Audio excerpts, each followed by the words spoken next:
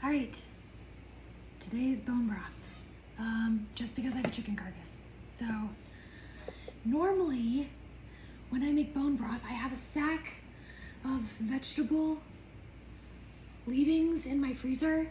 I just get a gallon bag, and as I use stuff up, I put garlic peels and onion skin and carrot skins, celery stumps in there, and then when I make bone broth, I just dump it all into my Instant Pot. But lately I've been really bad about saving those because I had a huge stockpile of bone broth in my freezer, and I just realized that I'm out. So I have not been saving things like I should have.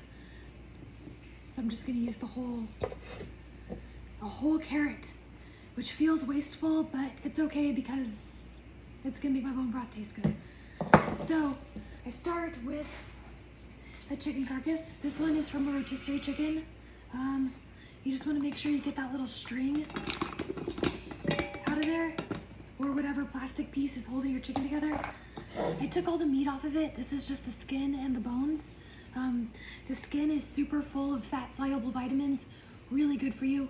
You want that in your bone broth. Next, I have some herb stems and garlic peels from when I just made chicken salad. So I'm gonna throw those all in there. I also have a piece of parsley, a piece of thyme that's been hanging out in a flower arrangement. Ugh. Its time has come. So I'm gonna throw that in there. I try to not block my camera. And then for this stuff, you don't have to peel it. You don't have to chop it fine. We're gonna strain it all out anyway.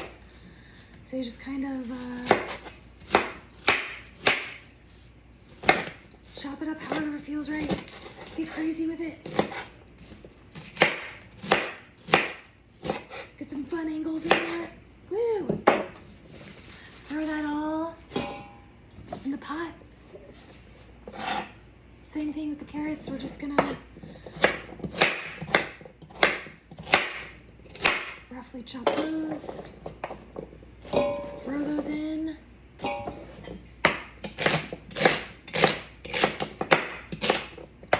Celery. I'm gonna throw a few garlic cloves in there. This is a head I've had sitting out for a few days, so I'm just gonna throw the rest of them. I'm just gonna cut those in half. I don't know if that's necessary or not, but it makes me feel better. Alright, so now I have this amazing looking vegetable chicken situation.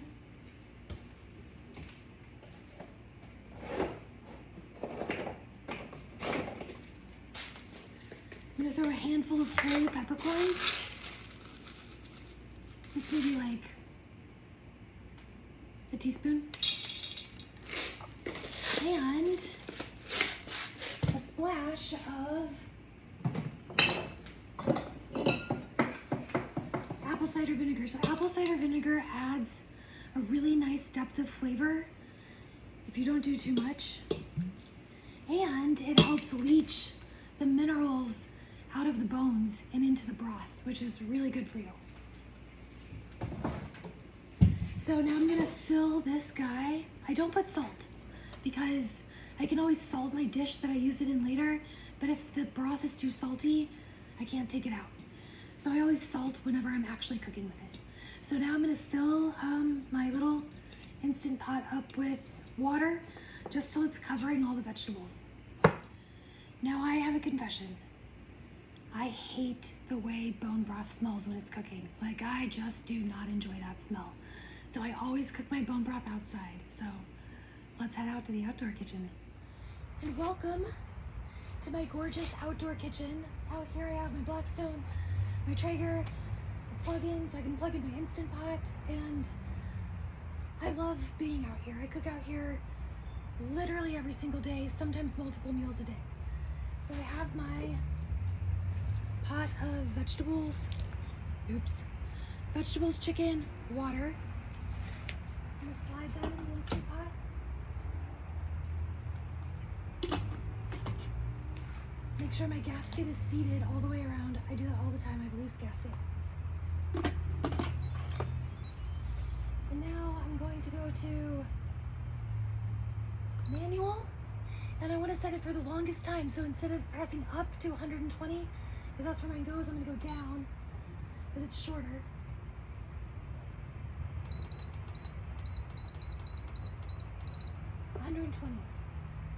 So it's just going to start on its own, come to pressure, and I'm going to do that twice. I cook it for 120 minutes 2 times, and then take it off.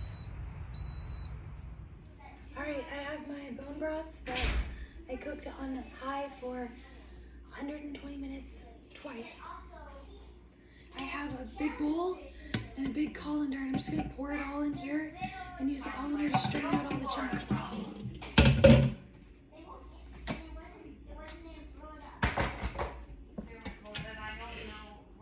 It's still hot.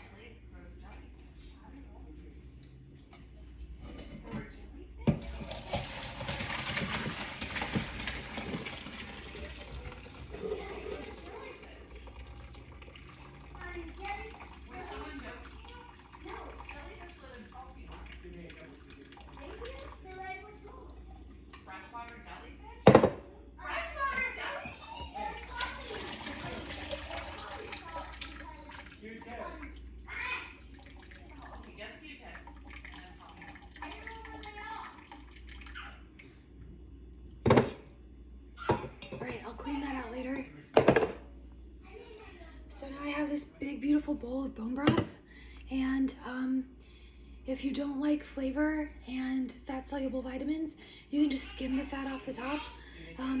But I like flavor and I like fat-soluble vitamins, so I'm just gonna keep all that in there because it's delicious. And fat is not bad. Bad fats are bad.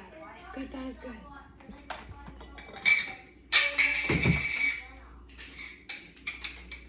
So I just have some canning jars I'm gonna pour this bone broth into, let it cool down, and pop it in my freezer.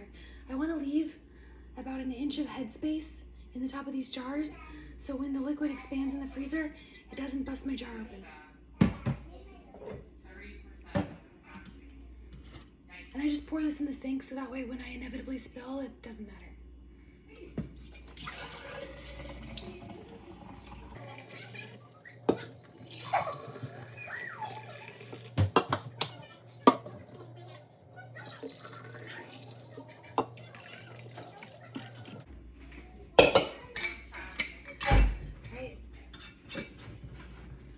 Those full in there, put the lids on them.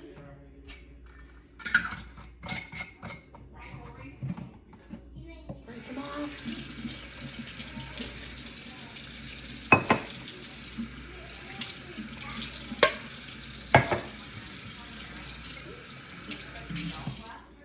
You got bone broth.